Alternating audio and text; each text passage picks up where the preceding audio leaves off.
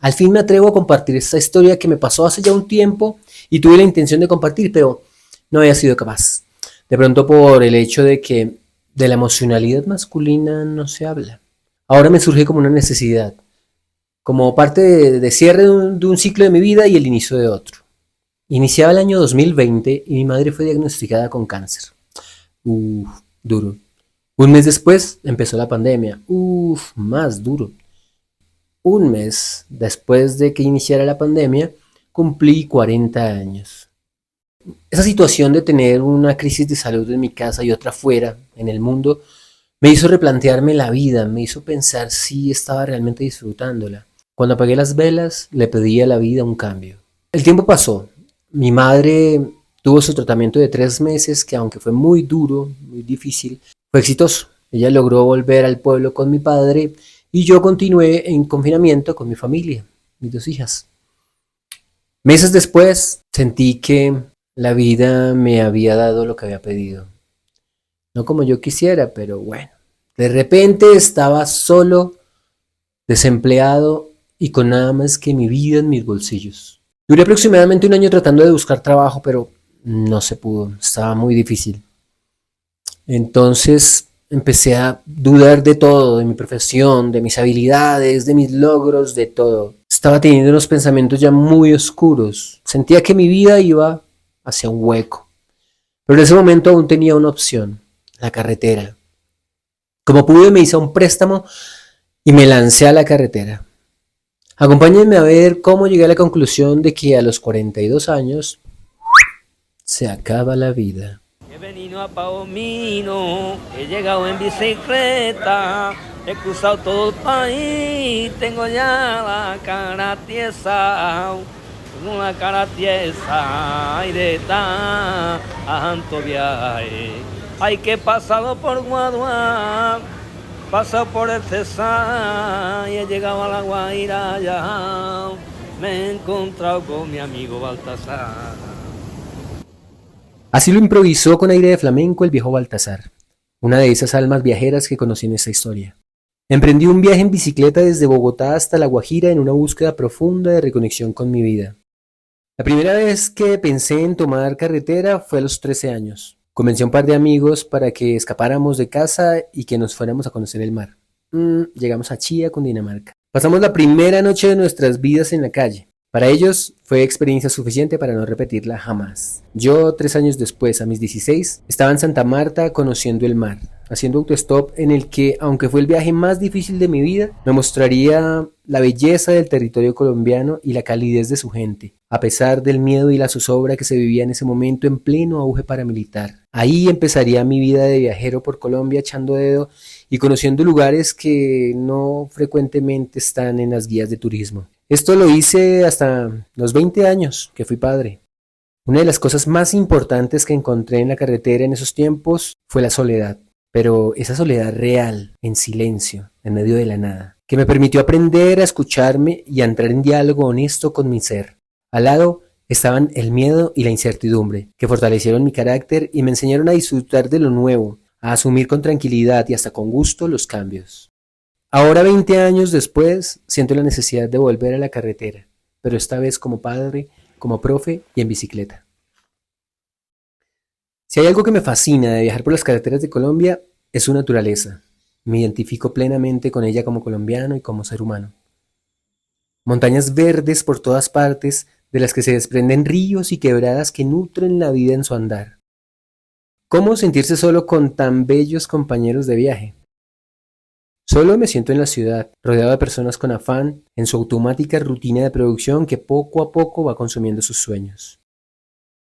En el camino me encontré con gente con sueños de colores que me compartieron esperanzas. Yo tuve que compartir mi guitarra porque el soporte que hice para llevarla se rompió y donde estaba no tenía cómo repararlo. Se la di a una seño que me dijo que su hija quería aprender. Su sonrisa fue un lindo regalo para mí. Respiro libertad y me pierdo en el pedaleo intenso. La cadencia me lleva departamento a departamento, entre un movido pensamiento, entre las frutas del momento y literalmente entre montañas de alimentos. Rodando en grandes extensiones de palma africana, me pregunto de quién será toda esta joda. Eran muy grandes. Y recuerdo que en esa época loca de juventud, cuando caminaba por esas tierras, eso no existía, eso no se veía. Y pues claro, no es difícil pensar que puede ser producto de décadas de despojo de tierras de campesinos a manos del accionar paramilitar. Recordé cuando un par de veces me expulsaron los paracos de sus pueblos. Uno de esos pueblos fue Puerto Araujo. Ahora era un pueblo tranquilo y de gente muy amable. Al punto que decidí tomarme el día entero ahí y descansar. Bueno, también hacer ciertas tareas que tenía pendientes. Entre pedal, tiempo y camino me fui encontrando con mis recuerdos. Fue como si estuviera encontrando mis pedazos y la vida me ayudara a unirlos. Pero lo más lindo fue esto. ¡Wow! Ver el mar en el horizonte. Uf, sentí como si lo viera por primera vez. La sensación de llegar en bicicleta fue sublime. Santa Marta estaba colapsada por un aguacero que había acabado de pasar, entonces decidí encerrarme en un hotel y pasar la noche. Al siguiente día, muy entusiasmado, salí a la carretera con el sol. Sentía mi corazón en todo mi cuerpo, mientras mi cerebro me tomaba ventajas y ya iba llegando. Con mi pensamiento en piloto automático, más o menos 3 horas después, había llegado a Palomino, Guajira en bicicleta. Después de 9 días y más de 1000 kilómetros, estaba allí saludando al mar. Me habitaba la paz, el amor de la naturaleza y la profunda alegría de un sueño logrado. Agradecido con la vida y con los seres que me cuidan. Por alguna razón sentí como si volviera a casa después de mucho tiempo. Palomino me abrazó y me permitió quedarme más o menos 6 meses en su territorio. Pude encontrarme trabajando en lo que mis habilidades me permitieran. Pude encontrarme en mi gusto por compartir lo que sé y lo que soy. En el gusto de crear y creer. En el hacer y en el aprender. Pude concentrarme en mi búsqueda inmerso en la naturaleza de la madre, rodeado de la resistencia y la sabiduría de los hermanos mayores. Pude reconocer en Palomino un paraíso al que confluyen muchas almas rotas, donde es posible sentir de la sierra, del río o del mar el poder necesario para sanar. Si bien el turismo daba opciones, había mucha gente detrás de ellas, y todo era muy lento y repetitivo, propio de un lugar pequeño. Una mañana junto al mar sentí que me dijo que para emprender ese nuevo inicio que me había propuesto, era necesario cerrar bien la vida que quería dejar atrás, que mi tiempo allí había sido una preparación para lograrlo y que ésta había terminado. 2 días después estaba en Bogotá, renovado y endeudado, pero listo y dispuesto para enfrentarme a cualquier tormenta. Solo que la vida me diría que hay tormentas que no se deben enfrentar. Todo lo contrario, hay que abrir el corazón y permitir que entren para que limpien, para que organicen, para que saquen los diablos. Durante más o menos un mes estuve en esa tónica de buscar empleo para pagar mis deudas y sacar mi vida adelante. Pero poco a poco, en la medida que estaba en ese camino, se me iban presentando situaciones que buscaban como desestabilizarme. Siempre llegaba un pensamiento a mi cabeza de ser fuerte y seguir adelante. ¡Irda! Entonces llegó un momento en el que una mañana me levanté, me fui a hacer ejercicio, todo tranquilín, pero cuando llegué al parque me empezó una sensación aquí en el pecho bien rara. Y luego que traté de hacer ahí una barrita, ¡boom! Me llegó una sensación muy fuerte de querer llorar. Los hombres no lloramos, estoy en un espacio público, qué vergüenza. Controlé mi llanto y no pude seguir haciendo ejercicio, me tocó devolverme para mi casa. Con el desayuno se me quita, pensé. No, señor. Me vino otra vez esa sensación, otra vez esa presión en el pecho y otra vez esa frase. Debe ser fuerte para seguir adelante. Y ahí me pregunté por qué siempre debo ser fuerte. Esa frase me ha acompañado toda mi vida. Entonces ese día dije, no quiero ser fuerte. Quiero llorar. Y efectivamente, ¡boom! Empezó un llanto increíble como nunca antes había llorado. Fue una sensación extraña porque también había un alivio. Poco a poco fue cambiando la emoción. Desde el primer día fue culpa hacia afuera. Lugares, personas, situaciones que en algún momento me hicieron daño o pensé que me afectaron. Y empecé a culparlos, empecé a señalarlos como si fueran los culpables de mi situación, todo lo que me estaba pasando. Estaba lleno de emociones como rabia, como rencor, como impotencia. Llegó la noche y no podía dormir, de un lado a otro, todo el tiempo bravo, triste y bravo. Recordé personas, situaciones, momentos que estaban perdidos en mi memoria, yo no me acordaba de eso. Pero ahí llegaron, a llenarme de rabia. Fue bien loco. Al día siguiente amanecí y apenas abrí el ojo, wow, me invadió de nuevo esa sensación de llanto, de la presión en el pecho y estallé y seguí llorando. Ese día casi no me levanté, fue el día más denso de todos. Creo que ese fue en el que estuve en el lugar más profundo de mi ser. Porque ese día la culpa se devolvió. Yo era el culpable de todo lo que me estaba pasando. Sentía que no había hecho nada bien. Sentía que era un perdedor. Pensaba eso, que era un perdedor, que era un frustrado, que era un iluso, o sea, todo tipo de pensamientos negativos que se puedan imaginar, lo sentía hacia mí.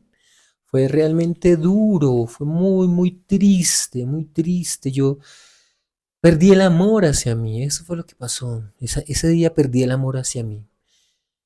Y bueno, todo iba en esa tónica triste, oscuro, desolado, hasta que pasó lo más tenaz. Empecé a sentir como si me habitara otro ser, como si otra voz dentro de mí me dijera que la única forma de acabar con todo eso era acabando con mi vida. Afortunadamente quedé dormido como temprano. A la mañana siguiente era el tercer día y me desperté como tranquilo. Entonces pensé, pasó, se acabó. Pues no. Fui al baño, después fui a preparar el café. Preparando el café volvió el llanto, volvió la presión en el pecho. Yo dije, ¿qué es esto? ¿Qué me está pasando? El tema de ese día fue que ese llanto que empezó reflexionando sobre el día anterior. Que me quedé dormido pensando que tenía que acabar con mi vida. Qué duro, parce. Como hallándole sentido al llanto. Igual la tristeza, la presión estaba ahí. Y me puse a pensar en mis viejos, en mi padre, mis abuelos, de ahí para allá, mis tíos. Y pensé en eso, ¿cómo hicieron ellos para procesar esa emocionalidad? Y pues fue como se me enseñó a mí, me imagino, en otras épocas más difíciles aún. Los niños no lloran, ay, parece una niña, huevonadas así que lo limita a uno, eso de verdad lo jode a uno. Sentí que como que de alguna manera estaba llorando mi linaje, a los míos, los mayores, pero ya con algo más bonito. Así siguió ese día, mucha reflexión, ese último día de llanto. El día siguiente, lo primero que pensé al abrir el ojo fue, báñate. Lleva 3 días sin bañarme, estaba pegajoso. Sentir el agua calientita, fue una sensación como yo sentí que volví a la madre. Salí al frío y de una me vino a la cabeza el nacimiento. Pensé en que sería como un renacimiento. Ese fue el otro pensamiento. Tienes que salir. Listo, de una. Me puse cualquier ropa que encontré, cogí llaves, bicicleta y chao. De ahí para abajo sentía que era otra persona. Todo era nuevo, me daba miedo ciertas cosas, los carros, cosas cotidianas para mí. Yo me muevo en bicicleta todo el tiempo. Fue muy raro. Como a las media hora llegué al centro. En alguna parte del centro había un local, un restaurante, café, no sé qué, con unos ventanales muy grandotes. Me miré, wow, parce, qué locura. Estaba irreconocible. Mis ojos eran así achinados, hinchados. Me veía flaco, encorvado, mi ropa desbalangada. Me impactó mucho esa imagen. Pero me quedé viéndola. Hice el ejercicio de quedarme viéndola. La vida me mostró que efectivamente algo en mí había muerto. Que a mis 42 años mi vida se había acabado. Esa parte de mi vida. Esa vida en la que tuve que luchar tanto. Vendiendo artesanía en la calle. Criando solo.